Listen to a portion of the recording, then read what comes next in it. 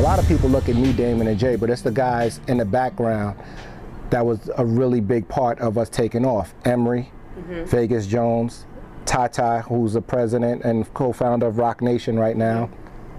The early staff, Shaka, who's the president, you know, people like that really put us on another level, you know, and Christy as well. She was the one booking all the shows. Anybody that says that they made it on their own or they just did everything on their own, they're full of shit. And don't listen to anything that someone like that says, because they're leading you in the wrong direction.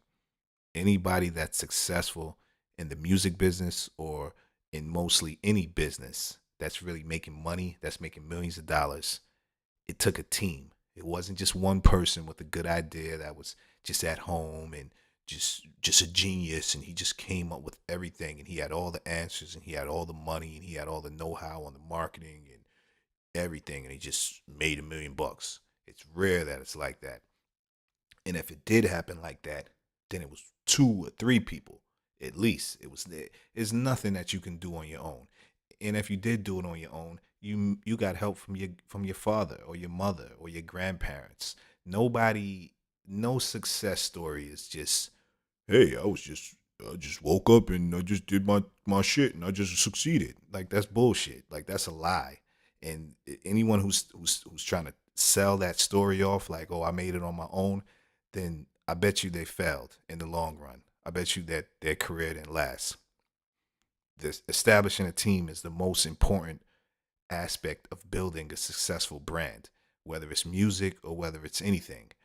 Finding people that you can work with, that you're compatible to work with, that have the same goals as you, that aren't envious of you, that you get along with, and that y'all can all work together in harmony to reach goals and make money and just be happy and do what y'all love.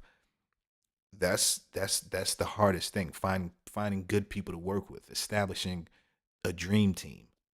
Remember, like, that's why they call it a dream team. Like, you know, a bunch of the best people come together and they work on a project together, or they trying to win together.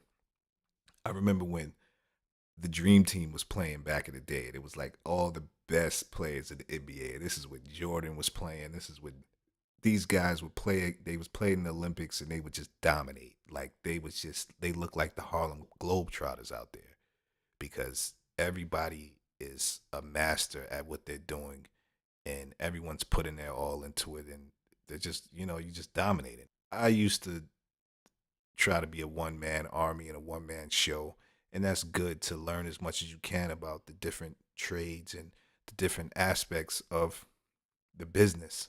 But in all reality, you're not going to succeed without a team. And I can name a bunch of examples of teams in the music business, at least in the urban hip hop music genre, that have been successful. And I mean, you got Rockefeller, perfect example. You know, Dame, Biggs, Jay-Z, and everybody else that was a part of that team. Well, I was just watching videos about Lenny S, and he was just talking about how he was a team player and he worked with all of them. L.A. Reid and Babyface, they started LaFace Records, and you know, they used to work with Michael Jackson, and they used to work with a lot of people at Neptunes. And Neptunes isn't just Pharrell. A lot of times people hear of Neptunes beat or Pharrell beat and they think it's just Pharrell. The Neptunes, those were 3 guys. Rockefeller, just like Rockefeller was 3 guys. Murder Inc. It was what are those guys' names? Ja Rule and those 2 other guys, Irv Gotti and his brother, Rough Riders. Those were cousins. The Rough Riders, DMX, that team that came from I've heard of them. They're all family members. They're a team. Maybach Music, Rick Ross, and he has a team of people. It's not just him. G Unit. It wasn't just 50 Cent. It was Lloyd Banks. It was Tony Yayo. It was The Game was in it. It was a team of people. No Limit Records. It was Master P. It was Silk the Shocker. It was Mystical. It was a whole bunch of people. And these are just the guys that were in the front. I'm not even talking about the guys that are behind the scenes that you never see. Cash Money Records. It was Baby, Slim. They had Manny Fresh. These were teams. ASAP Rocky and them. These are 5, 10 guys. These isn't just one guy like, yo, buy my music, listen to my shit. These is teams of people. And one person may know 5 people, but 2 people may know 10 people or 20 people. I mean, it's just what I'm trying to say is there's power in numbers. And to succeed, you need a bunch of people that all have a common goal and y'all are all working together on this project. If not, it's gonna take you a lot longer to reach goals by yourself. Damn, I got fucking phone keep ringing. Drake didn't just come out on his own. I don't think he'd be successful if it wasn't for Lil Wayne and Baby and Slim. And even before that, he signed with a management team. He was working with uh the guy's son from what is that, the Houston label, Rap A Lot. He was working with the guy's son from then, and then he introduced him to this management team, and then they introduced him to Cash Money. I mean, these were teams of people that were all working together to ultimately make the most successful artists, or one of the most successful artists of our time. This wasn't just some guy in, like, oh, my name is Drake and I'm just gonna do this all on my own, and I'm just gonna make 50 million by just rapping. And no, there's a lot of people involved. When there's millions of dollars being made, there's usually a lot of people involved. And I mean, damn, I mean, people, what are you trying to be greedy? What do you just want to keep all of the money to yourself? But usually when you're greedy, you end up with nothing. And greedy people usually don't win. I mean, you got to be, I mean, to make a bunch of money, you got to be willing to split a bunch of money. I mean, you just want to take 100 million and you just want to pocket it all. You don't want to split it up. You don't want to pay the people that helped you. Anyone who thought that they could make it on their own and they ditched their teams, they became one-hit wonders. If LeBron won a championship and he was like, fuck my team, I did this all on my own, nobody would want to fuck with LeBron. Good sportsmanship goes a long way. Playing the game fair and by the rules, that's how you win. Not by stepping on people's toes and having internal beefs with your team. Having this do it on my own, do it all on my own attitude. These are the people who fell in the music business. They didn't even like Kevin Durant when he left Oklahoma. LeBron had to come back to Cleveland to get his full respect. People respect the team. They respect loyalty. And then also taking into consideration that everybody may not like you. Every girl may not like you. But that girl may like one of the people in your team. They may like you may see a girl and she may be cute and she may not like you. She may like one of your friends. And, you got to respect that. But you take your friend away from the equation and that girl is not interested in you or whatever you're doing or whatever business or whatever you're trying to sell. And sometimes your team members can help attract new people and new audiences to you. There may be someone in your crew or your team that's fat. And all the fat people will relate with your crew because they may be the fat person in their crew. You know what I mean? So a team helps you establish diversity.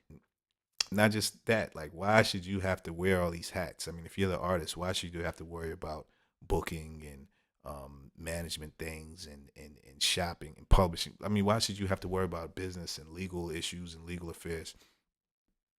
It's not easy finding good people. Most of the times you'll find out that the people in established teams are their family members, because it's hard to find people, good team members, and it's really hard to find people that you trust. And not to say that just because someone is in your family that you can trust them, because it's some shitty people in my family that I don't even want to talk about. But sometimes you're like, yo, let me just hire my people, the people I grew up around, the people that I trust, because it's hard to find good team members, especially it's because, people are shady. People have their own ulterior motives. And when shit goes sour, if it's your family, at least you won't want to kill your family. But if it's somebody off the streets, you'd be ready to go kill them, go look for them and shit. You know what I'm saying? At least I thought about doing some crazy shit to a lot of people because of things, shady things that people have done in business. And, if someone's your family, you're like, okay, well, it's my family. It's my cousin. I can't kill him. But yeah, finding good team members is really a hard thing. It's hard to find good people that you trust, good people to work with. Respect your team, be loyal, and you'll succeed. I'm not going to say every team succeeds, but you'll get a lot farther working together with a crew. And keep your egos outside of business and work together, and you'll succeed. I've seen it happen. It's worked with me, and I'm constantly looking for new team members. I'm constantly looking for new people to work with because I know I can't do it on my own. I can try, and it may work, but I'd rather take the chances on working with a bunch of minds. Five minds are better than one. Two minds are better than one. I'd rather take my chance and work with other people than try to just be this one man show. It'll save you a lot of time in the long run. And just be loyal and just work hard and focus on your roles. I mean, you realize that you can't do everything and you're not good at everything. And there are other people who may be better at some things than you are. And respect that. And don't step on other people's toes. Don't try to do your homie's job. Do your job. Let him do his job. And everyone will be happy. You know, everyone will feel everyone will be happy. Everyone could thrive together. Everyone could win together. It's better to have a team too, because when you win, you got people to party with. You got people to be happy with. It's like money it don't mean shit if it's just you. Imagine if you just had all the money in the world, but you were on this earth all by yourself.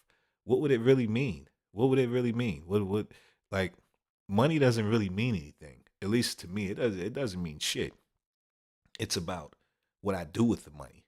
It's about the people that whose lives I change with the money. It's about the people that I make happy by buying them things. Money is worthless if you don't have if you don't have people to share it with or people to enjoy it with. I mean, like I said, if you're just on this earth by yourself and you got $1 billion, what's the point? What are you're gonna be a real lonely, sad person.